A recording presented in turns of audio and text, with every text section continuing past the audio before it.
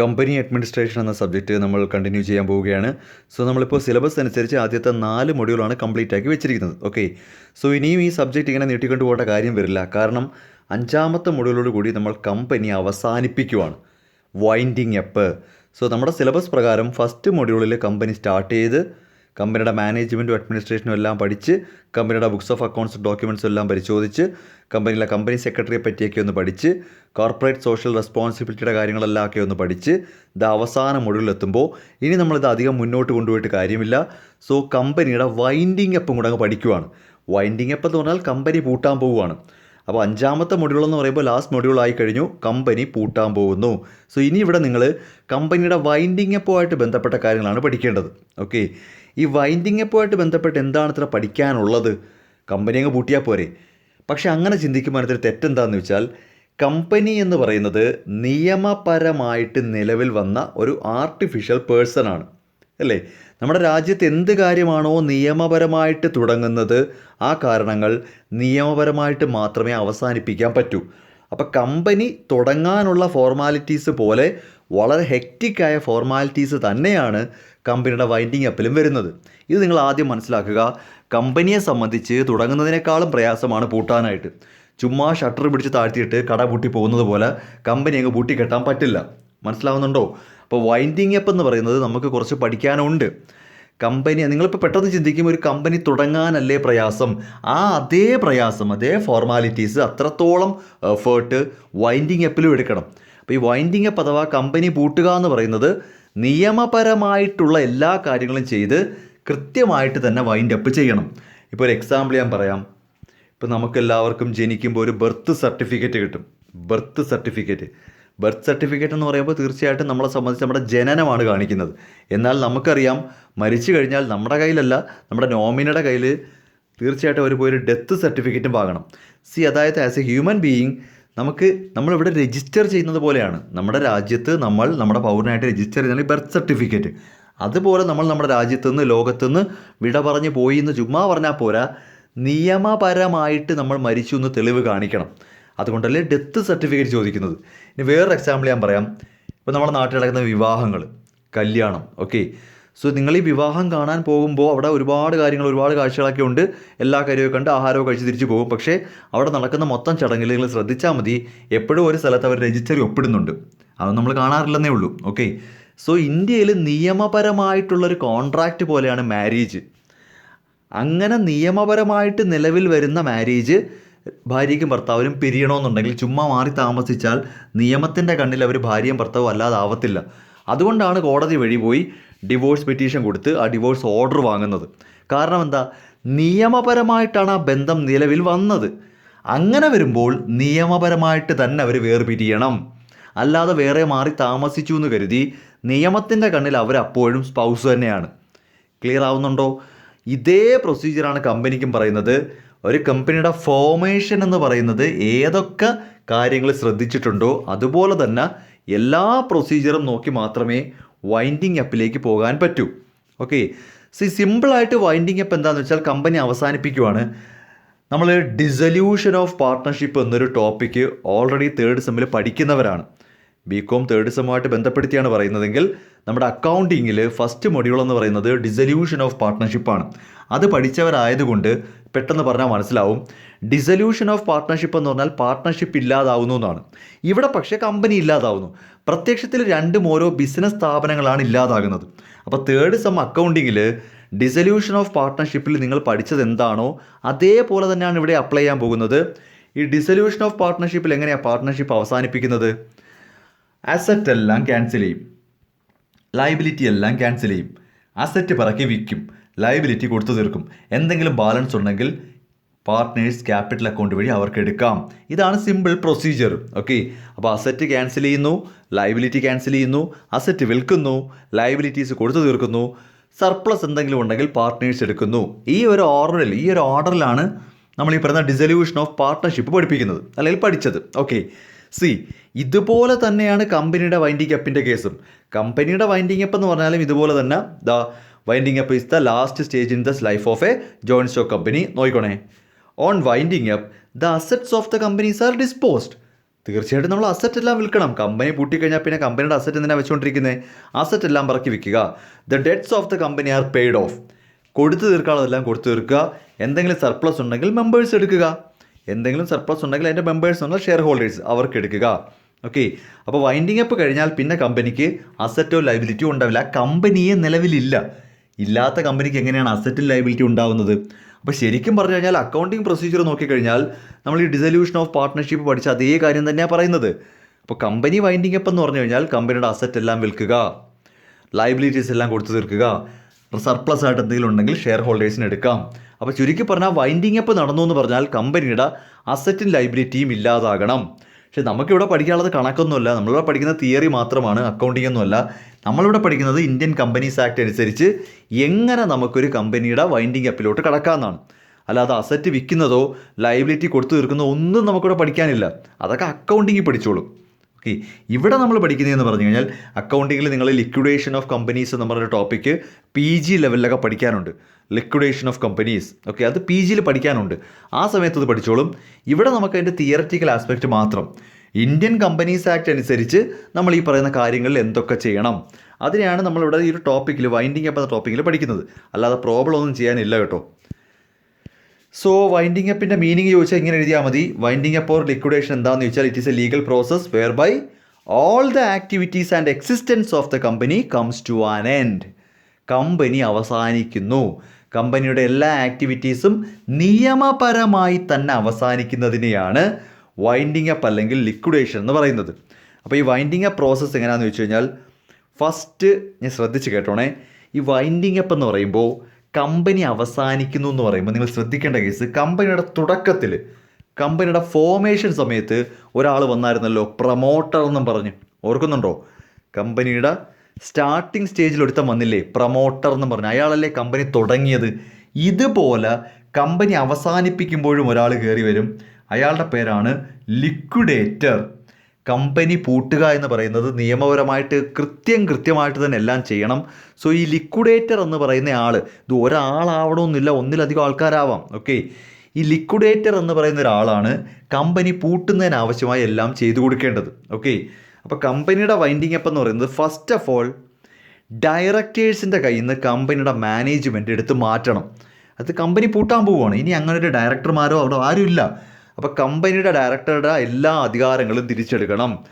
Clear ആവുന്നുണ്ടോ? അപ്പോൾ first of all കമ്പനിയുടെ ഡയറക്ടേഴ്സിൻ്റെ നിന്ന് കമ്പനിയുടെ മാനേജ്മെൻറ്റ് അധികാരങ്ങളെല്ലാം തിരിച്ചെടുക്കുക. ഇത് പൂർണ്ണമായും ഇനി ലിക്വിഡേറ്ററുടെ കയ്യിലാണ്. Appointment of liquidator. ഈ ലിക്വിഡേറ്റർ വന്നതിന് ശേഷമാണ് അസറ്റ് റിയലൈസ് ചെയ്യുന്നതും ഡെറ്റ് പേ ചെയ്യുന്നതും എന്തെങ്കിലും സർപ്ലസ് ഉണ്ടെങ്കിൽ മെമ്പേഴ്സിന് കൊടുക്കുന്നതും. അപ്പോൾ കമ്പനിയുടെ കേസിൽ ഇങ്ങനെ 2 പോയിൻ്റ് അധികം വരും. ഫസ്റ്റ്, കമ്പനി ഡയറക്ടേഴ്സിൻ്റെ എല്ലാ അധികാരങ്ങളും തിരിച്ചെടുക്കുക, ലിക്വിഡേറ്റേഴ്സിനെ അപ്പോയിൻറ്റ് ചെയ്യുക, ലിക്വിഡേറ്റർ അപ്പോയിൻറ്റ് ചെയ്യുക, പിന്നെല്ലാം പഴയ കണക്ക് തന്നെ അസറ്റ് വിൽക്കുക, ലയബിലിറ്റി കൊടുത്തു തീർക്കുക, സർപ്ലസ് എന്തെങ്കിലും ഉണ്ടെങ്കിൽ അത് അവരുടെ മെമ്പേഴ്സിനെ ഏറ്റെടുക്കാം. ഇങ്ങനെയാണ് കമ്പനിയുടെ വൈൻഡിങ് അപ്പ് നടക്കുന്നത്. ഓക്കെ, ഇനി നമ്മുടെ ടോപ്പിക്കിലേക്ക് വരാം. നമ്മുടെ സിലബസ് അനുസരിച്ച് നമുക്കിത് മാത്രമേ പഠിക്കാനുള്ളൂ. 2 ടൈപ്പ് വൈൻഡിങ് അപ്പ് ഉണ്ട്. കമ്പനി 2 തരത്തിൽ പൂട്ടിക്കെട്ടാം. 2 ടൈപ്പ് വൈൻഡിങ് അപ്പ് ഉണ്ട്. പേര് കേൾക്കുമ്പോൾ തന്നെ നിങ്ങൾക്ക് ഏകദേശം ഒരു ഐഡിയ കിട്ടും. കമ്പൽസറി വൈൻഡിങ് അപ്പും വോളണ്ടറി വൈൻഡിങ് അപ്പും. എങ്ങനെയാണ്? കമ്പൽസറി വൈൻഡിങ് അപ്പും വോളണ്ടറി വൈൻഡിങ് അപ്പും. എന്താണോ കമ്പൽസറി വൈൻഡിങ് അപ്പ് എന്ന് പറഞ്ഞാൽ? Winding up by the National Company Law Tribunal. അതായത് കമ്പൽസറി വൈൻഡിങ് അപ്പ് എന്ന് പറഞ്ഞാൽ ആ കമ്പനി പൂട്ടിയേ പറ്റൂ എന്ന അവസ്ഥ വരുന്നു. നിർബന്ധമായിട്ടും ആ കമ്പനി പൂട്ടണം, ഇനി അത് മുന്നോട്ട് കൊണ്ടുപോകണ്ട. ക്ലിയർ ആവുന്നുണ്ടോ? പക്ഷേ വോളണ്ടറി വൈൻഡിങ് അപ്പ് എന്ന് പറഞ്ഞാൽ ആരും നിർബന്ധിച്ചിട്ടൊന്നുമല്ല, നമുക്കിനി കമ്പനി മുന്നോട്ട് കൊണ്ടുപോകണ്ട, അങ്ങ് പൂട്ടിയേക്കാം. ഇതിനകത്ത് പ്രധാനപ്പെട്ട വ്യത്യാസം എന്താണെന്ന് വെച്ചാൽ, കമ്പനിക്ക് എന്തെങ്കിലുമൊക്കെ കുഴപ്പങ്ങൾ ഉണ്ടാകുമ്പോൾ, മെയിനായിട്ട് പല കാര്യങ്ങളാവും. കമ്പനി നിയമപരമായിട്ടുള്ള കാര്യങ്ങൾ ചെയ്യുന്നില്ല, അല്ലെങ്കിൽ ഇല്ലീഗലായിട്ടുള്ള കാര്യങ്ങൾ ചെയ്യുന്നുണ്ട്, കമ്പനി തുടർച്ചയായിട്ട് നഷ്ടത്തിലാണ്, കമ്പനി ഇൻസോൾവൻ്റ് ആണ്, അങ്ങനെ നെഗറ്റീവായിട്ടുള്ളത് സംഭവിക്കുമ്പോഴാണ് കമ്പൽസറി വൈൻഡിങ് അപ്പിലേക്ക് പോകുന്നത്. എന്തെങ്കിലും നെഗറ്റീവ് സംഭവിച്ചാൽ കമ്പനി നിർബന്ധമായിട്ടും പൂട്ടാൻ പറയും. എന്നാൽ കമ്പനിയുടെ സേഫ് പൊസിഷൻ, കമ്പനിയെ സംബന്ധിച്ച് നല്ല ഫേവറബിൾ ആയിട്ടുള്ള ഒരു സേഫ് പൊസിഷനിൽ നിൽക്കുമ്പോൾ മാത്രമേ വോളണ്ടറി വൈൻഡിങ് അപ്പിന് പോകാൻ പറ്റൂ. അല്ലാതെ എന്തെങ്കിലും കുഴപ്പം കാണിച്ച് ആകെപ്പാടെ പെട്ട് കിടക്കുവാണെങ്കിൽ കമ്പനിക്ക് പിന്നെ വോളണ്ടറി വൈൻഡിങ് അപ്പ് പറ്റത്തില്ല, നിർബന്ധിത വൈൻഡിങ് അപ്പേ പറ്റത്തുള്ളൂ. ഇപ്പോൾ കമ്പനി, ഇപ്പോൾ എക്സാമ്പിൾ, ഇപ്പോൾ കമ്പനി ഇൻസോൾവൻ്റ് ആയി, കേട്ടോണേ, ഇൻസോൾവൻ്റ് എന്ന് പറഞ്ഞാൽ അറിയാമല്ലോ, ലയബിലിറ്റി കൂടുതലും അസറ്റ് കുറവും. കമ്പനിക്ക് ഇനി മുന്നോട്ട് പോകാൻ പറ്റില്ലെന്നായി, കമ്പനി പൂർണ്ണമായും ഇൻസോൾവൻ്റ് ആയി എന്നുണ്ടെങ്കിൽ, അങ്ങനെ ഇൻസോൾവൻ്റ് ആകുന്ന സമയത്ത് മെമ്പേഴ്സ് എല്ലാം കൂടെ ആലോചിച്ച് വോളണ്ടറി വൈൻഡിങ് അപ്പ് പറ്റില്ല. കമ്പനിയുടെ ഫേവറബിൾ പൊസിഷനിൽ മാത്രമേ വോളണ്ടറി വൈൻഡിങ് അപ്പ് പറ്റൂ. അപ്പോൾ നിങ്ങൾ ചോദിക്കും, കമ്പനി ഇൻസോൾവൻ്റ് ആയി, ഇനി മുന്നോട്ട് പോകാൻ പറ്റില്ല, കമ്പനി അടച്ചേ പറ്റൂ, എന്ത് ചെയ്യാൻ പറ്റും? കമ്പനി തന്നെ കമ്പൽസറി വൈൻഡിങ് അപ്പിന് പെറ്റീഷൻ കൊടുക്കേണ്ടി വരും. കമ്പനി തന്നെ കോടതി വഴി ഞങ്ങൾ ഇൻസോൾവൻ്റ് ആണ്, ഞങ്ങളെ പൂട്ടിയേ പറ്റൂ എന്ന് പറയേണ്ടി വരും. അല്ലാതെ ഇൻസോൾവൻ്റ് ആയിട്ട് നിൽക്കുന്ന കമ്പനിക്ക് സ്വമേധയാ വോളണ്ടറി വൈൻഡിങ് അപ്പിൽ പോകാൻ പറ്റില്ല. അപ്പോൾ വോളണ്ടറി വൈൻഡിങ് അപ്പ് പോകുന്നത് സോൾവെൻറ്റ് കമ്പനീസാണ്. നോർമലി നിങ്ങൾ ചിന്തിക്കും, സോൾവെൻ്റ് ആണെങ്കിൽ എന്തിനാണ് പൂട്ടുന്നത്? മേ ബി മറ്റ് റീസൺസ് ഉണ്ടാവാം, ഇത്രയൊക്കെ മതി. ഇപ്പോൾ നമ്മളാണെങ്കിൽ തന്നെ ഒരു ബിസിനസ് നടത്തിക്കൊണ്ടിരിക്കുമ്പോൾ നഷ്ടത്തിലൊന്നും അല്ലെങ്കിൽ പോലും നമുക്ക് എന്തെങ്കിലും കാരണം കൊണ്ട് ബിസിനസ് നിർത്താം. നഷ്ടമൊന്നും വന്നിട്ടില്ല, പ്രശ്നങ്ങളൊന്നുമില്ല. ഈ സ്വരം നന്നാവുമ്പോൾ പാട്ട് നിർത്തുന്നു പറയുന്ന പോലെ മറ്റെന്തോ കാരണം കൊണ്ട് നിർത്താം. അപ്പോൾ നിങ്ങൾ മനസ്സിലാക്കേണ്ടത്, കമ്പൽസറി വൈൻഡിങ് അപ്പ് എന്ന് പറയുന്നത് മിക്കവാറും നെഗറ്റീവായിട്ട് എന്തെങ്കിലും സംഭവിക്കുമ്പോഴാണ്. ഓക്കെ, വോളണ്ടറി വൈൻഡിങ് അപ്പ് നല്ല പോസിറ്റീവായിട്ട് ഫേവറബിളായിട്ട് നിൽക്കുന്ന സമയത്താണ് അത് നടക്കുന്നത്. അതുകൊണ്ട് തന്നെ കമ്പനിക്ക് സ്വമേധയാ അങ്ങോട്ട് നിർബന്ധിക്കാൻ പറ്റും, ഞങ്ങളെ ഒന്ന് പൂട്ടിത്തരണേ, കാരണം ഇൻസോൾവൻ്റ് ആണ്. കമ്പനി ഇൻസോൾവൻ്റ് ആയി കഴിഞ്ഞാൽ പിന്നെ വോളണ്ടറി വൈൻഡിങ് അപ്പ് പറ്റില്ല, എന്നാൽ പൂട്ടിയേ പറ്റൂ. കമ്പനി വൈൻഡിങ് അപ്പിലോട്ട് പോകണം, പക്ഷേ പ്രശ്നം അവിടെ വോളണ്ടറി വൈൻഡിങ് അപ്പ് പറ്റത്തില്ല, കാര്യം ഇൻസോൾവൻ്റ് ആയിപ്പോയി. അങ്ങനെ ഒരു ഇൻസോൾവൻ്റോ അല്ലെങ്കിൽ കമ്പനിക്ക് സ്വന്തമായിട്ട് ഈ വോളണ്ടറി വൈൻഡിങ് അപ്പിലേക്ക് പോകാൻ പറ്റാത്ത സിറ്റുവേഷൻ വരികയും എന്നാൽ കമ്പനി പൂട്ടിയേ പറ്റൂ. അങ്ങനെ ഒരു സിറ്റുവേഷൻ വന്നാൽ കമ്പനി തന്നെ സർക്കാരിനോട് അങ്ങോട്ട് ആവശ്യപ്പെടും, ഞങ്ങളെ ഒന്ന് പൂട്ടണം. ഓക്കെ, അപ്പം കമ്പൽസറി ആയിട്ടുള്ള വൈൻഡിങ് അപ്പും ഉണ്ട്, വോളണ്ടറി വൈൻഡിങ് അപ്പും ഉണ്ട്. ഇതാണ് രണ്ട് മോഡ്സ് ഓഫ് വൈൻഡിങ് അപ്പ്. ഇതൊരു എസ്സേ ആണ്, നിങ്ങൾക്ക് ഓർത്ത് വെച്ചോ, ഇത് ഈ മൊഡ്യൂളിൽ നിന്നായിരിക്കും ഒരു എസ്സേയും കൂടെ വരാറുള്ളത്. ഓക്കെ, അപ്പോൾ ഈ ടൈപ്സ് ഓഫ് വൈൻഡിങ് അപ്പ് അല്ലെങ്കിൽ മോഡ്സ് ഓഫ് വൈൻഡിങ് അപ്പ് എന്ന് പറഞ്ഞാൽ രണ്ട് ടൈപ്പാണ് ഉള്ളത്, കമ്പൽസറി വൈൻഡിങ് അപ്പും വോളണ്ടറി വൈൻഡിങ് അപ്പും. ഇനി കമ്പൽസറി വൈൻഡിങ് അപ്പിൻ്റെ സർക്കംസ്റ്റാൻസസാണ്, ഏതൊക്കെ സാഹചര്യത്തിലാണ് കമ്പനി നിർബന്ധമായിട്ടും പൂട്ടേണ്ടി വരുന്നത്. സിമ്പിൾ ടോപ്പിക്കാണ്. ഏതൊക്കെ സാഹചര്യത്തിലാണ് കമ്പനി നിർബന്ധമായിട്ടും പൂട്ടേണ്ടി വരുന്നത്? ഒന്ന്, inability to pay its debt, കടങ്ങളൊന്നും കൊടുത്തു തീർക്കാൻ പറ്റാത്തൊരവസ്ഥ.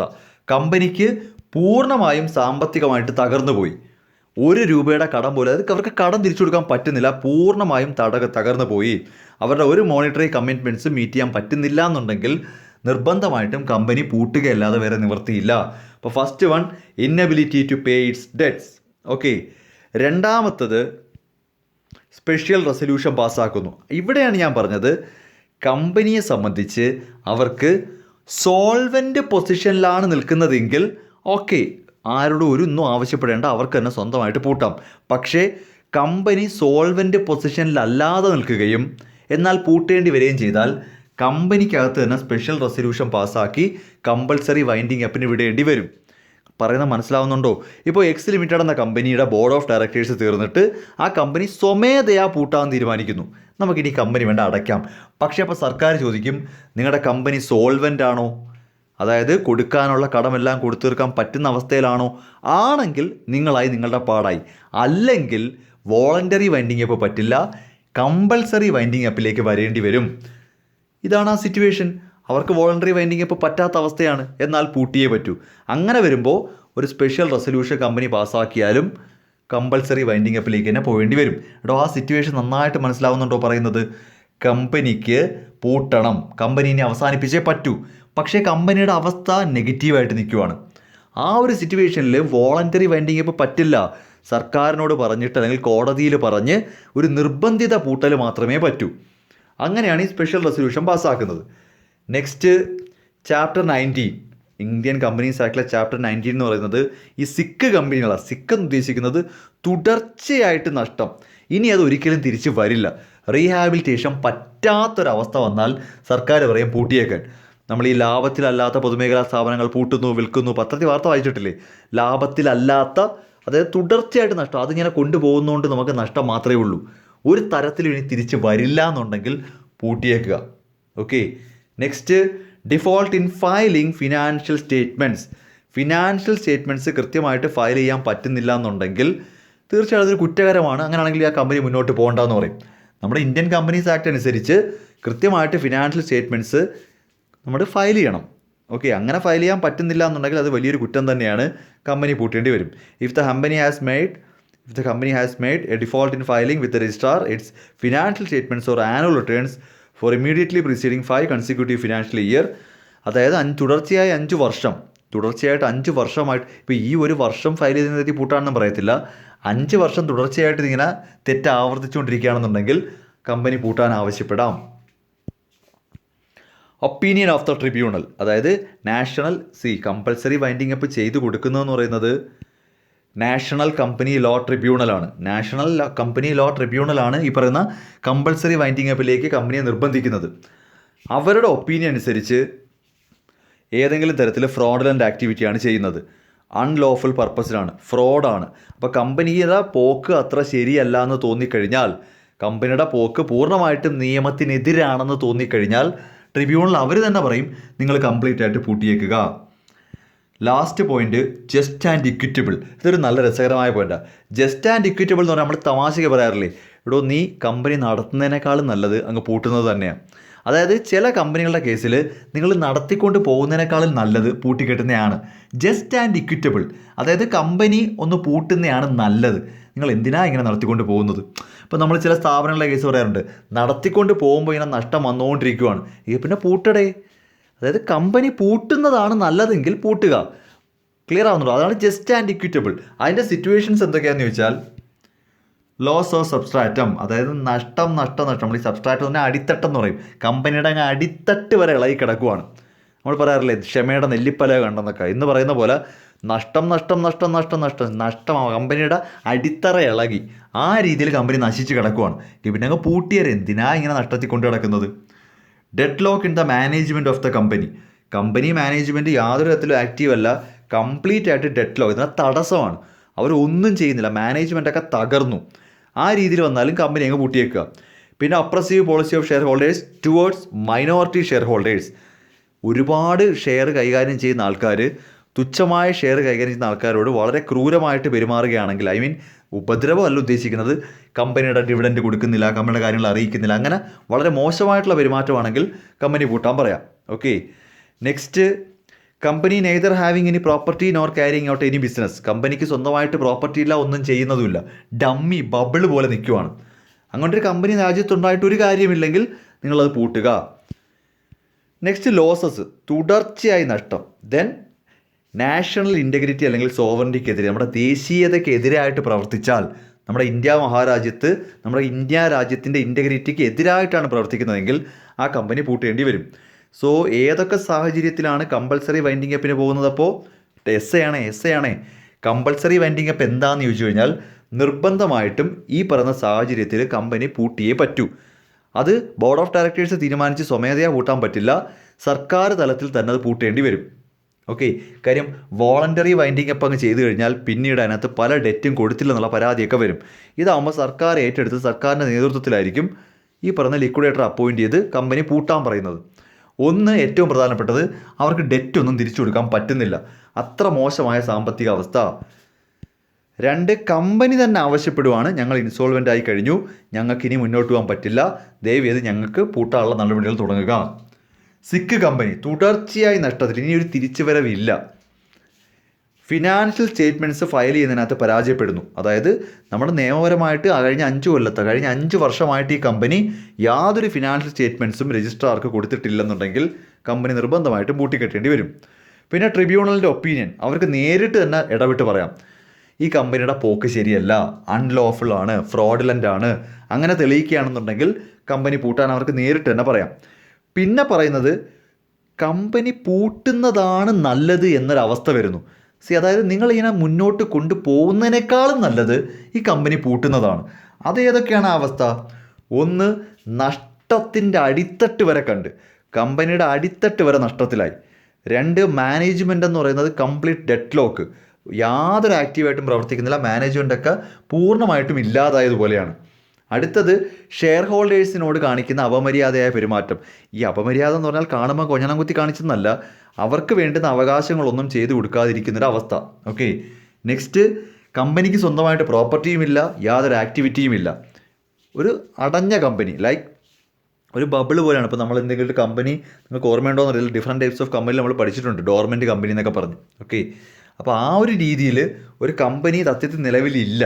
പേപ്പറിൽ മാത്രമേ അങ്ങനത്തെ കമ്പനി ഉള്ളെങ്കിൽ എന്തിനാ വെറുതെ പേപ്പറിൽ ആ കമ്പനി അങ്ങ് പൂട്ടിയേക്കുക. തുടർച്ചയായിട്ട് ലോസ്. ലാസ്റ്റാണ് ഏറ്റവും പ്രധാനപ്പെട്ടത്.